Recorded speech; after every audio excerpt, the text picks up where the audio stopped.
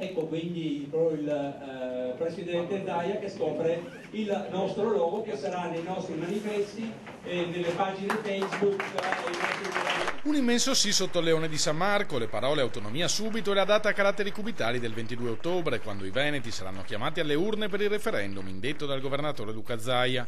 A Mira è partita ufficialmente la campagna per il sì all'autonomia, con la nascita dei primi due comitati, uno della Lega Nord e uno di giuristi, animato dai costituzionalisti dell'Università di Padova, Luca Antonini e Mario Bertolissi. Non è il referendum della politica, ma il referendum dei veneti, dei nuovi veneti, di tutti quei cittadini che hanno deciso di vivere in Veneto.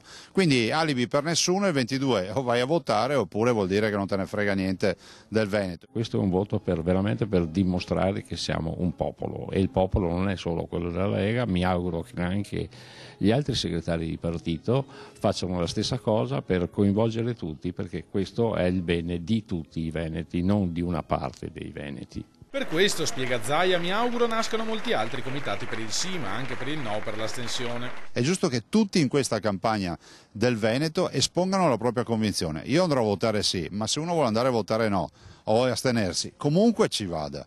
Perché è giusto che il giorno dopo a Roma ci sia una conta, e la prima conta che dobbiamo fare è quella di dimostrare la civiltà di questo popolo veneto. Noi andiamo a votare, lo abbiamo dimostrato anche il 4 dicembre. Siamo stati la regione con maggior affluenza alle urne e dobbiamo dimostrarlo anche in questa occasione. La regione inizierà la propria campagna dal 1 settembre con un'esposizione in prima persona del governatore, che nelle scorse ore ha inviato una lettera al ministro dell'Interno Marco Minniti, sollecitandolo a garantire tutti gli adempimenti indispensabili, in assenza dei quali la consultazione potrebbe non svolgersi o essere invalidata.